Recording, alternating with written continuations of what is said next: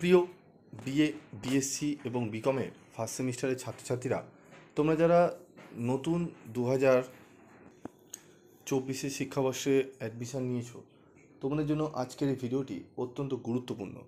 কারণ আজকের এই ভিডিওতে তোমাদের একটি কম্পালসারি পেপার, যেটি হচ্ছে কমন ভ্যালু অ্যাডেড কোর্স থেকে কনস্টিটিউশনাল ভ্যালু, এই সাবজেক্টের তোমাদের একটি practice set, mock test paper বা মডেল প্র্যাকটিস সেট আমি তোমাদের সামনে তুলে ধরবো।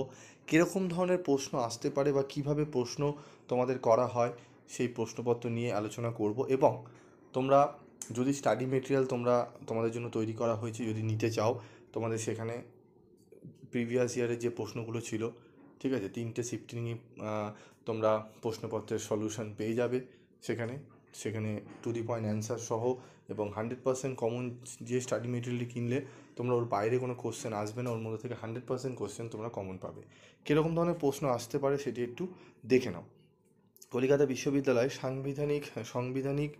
সাংবিধানিক মূল্যবোধ ও মৌলিক কর্তব্য, মডেল বা মক টেস্ট পেপার, ঠিক আছে, CBAC 2।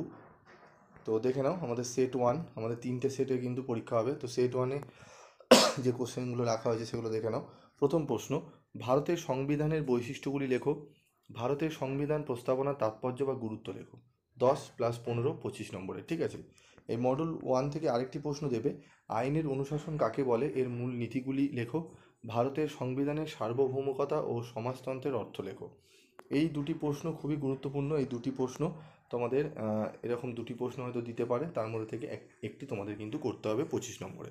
তাই এই দুটি প্রশ্ন এখন থেকেই করতে থাকো, হয়তো তোমরা কোশ্চেন পেপার এই দুটি প্রশ্নই দেখতে পারবে, ঠিক আছে। তারপর দেখো মডেল টু থেকে নিচের একটি প্রশ্নের উত্তর দাও প্রতিটি 400 শব্দের মধ্যে, ঠিক আছে।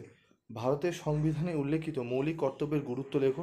মৌলিক কর্তব্যের আইনের মর্যাদা লেখো। 10 + 15।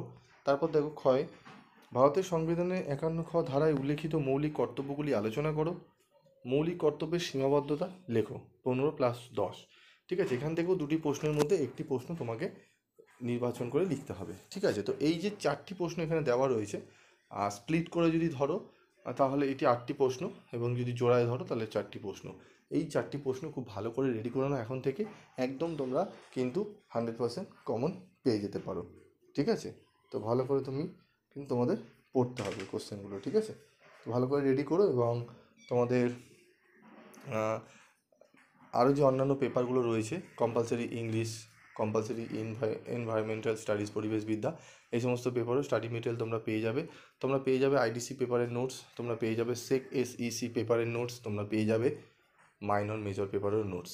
খালি সাবজেক্টটি জানাতে হবে, তোমাদের কিন্তু সমস্ত কিছু পেপার তোমরা নোটস পেয়ে যাবে। এবং খুব রেমুনারেশন খুবই কম, রিজনেবল প্রাইসে টপ কোয়ালিটির অ্যান্সার সহ তোমরা কিন্তু পেয়ে যাবে, যেগুলো 100% তোমরা কমন পাবে এবং 90%-এর উপরে নাম্বার পাওয়ার উপযোগী, ঠিক আছে। তোমরা যেখানে যারা জানেন, যারা প্রফেসর, তাদেরকে দিয়ে দেখিয়ে নেবে, বিচার করিয়ে নেবে, দেখবে যে স্যারের কাছে পড়ো সেখানে দেখিয়ে নেবে, একদম সেখানে কোনো খুঁত ধরতে পারবে না, ঠিক আছে। আজকের মতো এটুকুই, দেখা হচ্ছে পরবর্তী ভিডিওতে।